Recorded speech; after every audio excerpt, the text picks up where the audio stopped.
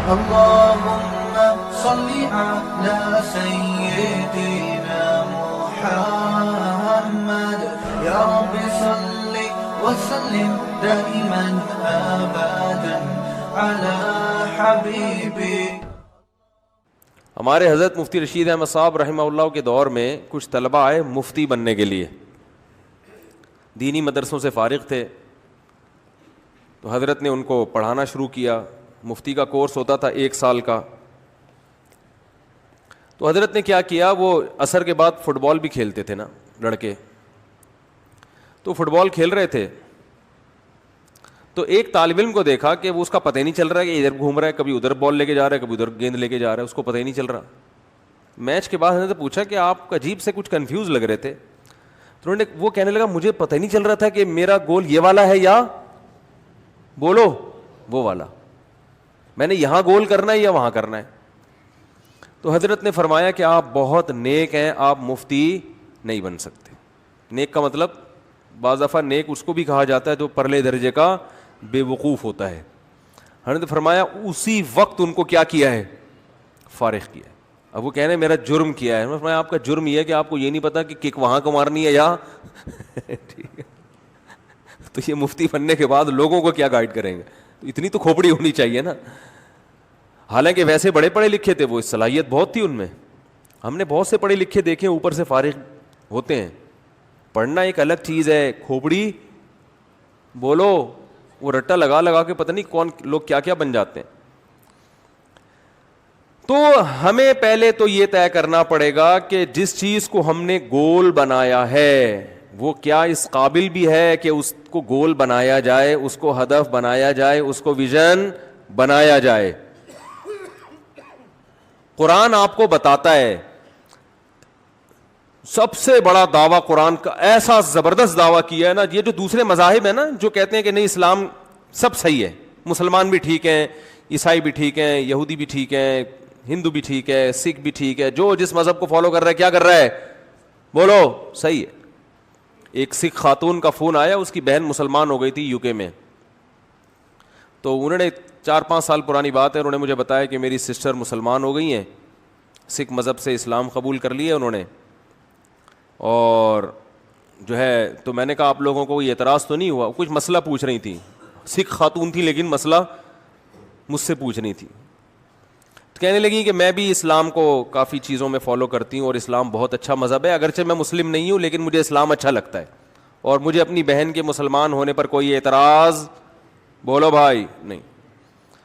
میں نے ان سے کہا, میں نے کہا دیکھیں اسلام کا اچھا لگنا کامیاب ہونے کے لیے کافی بولو نہیں ہے.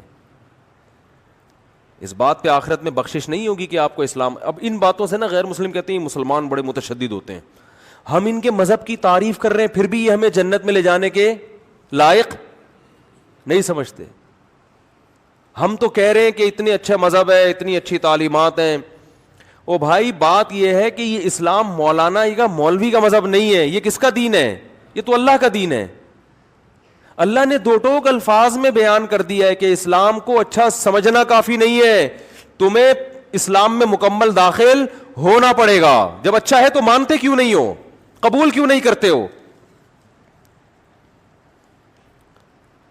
وَمَن يَبْتَغِ غَيْرَ الْإِسْلَامِ دِينًا فَلَن يُقْبَلَ مِنْهُ. اللہ فرماتے ہیں اسلام کے علاوہ کسی اور مذہب کو اگر اختیار کرو گے تو بے شک اسلام کی تعریفیں کرتے رہو, اللہ فرماتے ہیں قبول نہیں ہوگا, آخرت میں خسارے والوں میں سے ہو گیا. عملاً اسلام کو قبول کرنا پڑے گا,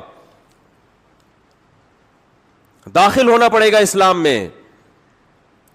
تو اتنا سخت اسلام نے موقف کیوں رکھا ہے؟ اصل میں سوال, میرے بیان میں سوال لمبا ہوتا ہے, جواب بعض دفعہ یہ نوٹ کیا ہوگا تھوڑا ہوتا ہے, اس لیے کہ سوال سمجھانا یہ مشکل کام ہوتا ہے, اور سمجھانا تو اتنا مشکل نہیں, اس کو کھوپڑی میں بٹھا دینا یہ تھوڑا زیادہ مشکل کام ہوتا ہے. کہ بھائی کیوں اسلام نے بالکل بھی لچک نہیں رکھی. ہاں دنیا میں اسلام نے یہ لچک رکھی ہے کہ کسی کو زبردستی مسلمان نہیں کیا جا. اسلام ساری آخرت کی دھمکیاں دے رہا ہے, دنیا کی نہیں دے رہا.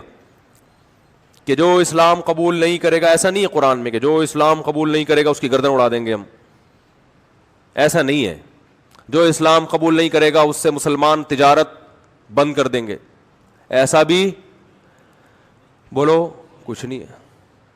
جو اسلام قبول نہیں کرتا اس سے اچھا سلوک کرنے کی تمہیں اجازت نہیں ہے, ایسا بھی قرآن میں کہیں نہیں ہے. نبی صلی اللہ علیہ وسلم نے یہودیوں کو ہدیے بھیجے ہیں, اور جو یہودی رشتہ دار تھے آپ صلی اللہ علیہ وسلم کی زوجہ سے, ان کو آپ نے ان سے صلہ رحمی کا حکم دیا کہ بھئی یہودی ہیں مگر رشتہ دار ہیں, بلڈ ریلیشن ہے.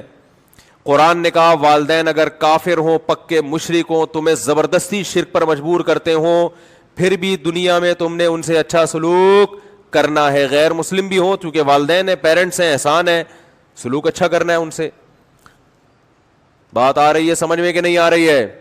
لیکن آخرت کے بارے میں قرآن نے صاف کہہ دیا کہ آخرت میں ان کا کوئی حصہ نہیں ہے. یہاں تک بتا دیا اعمالہم کرماد اشتدت بہ الریح فی یوم عاصف, فرمایا ان کے اچھے اعمال کی مثال راکھ کے اس ڈھیر کی طرح ہے. ہوا کا ایک جھونکا پورے ڈھیر کو سیکنڈوں میں اڑا کے ختم کر دیتا ہے.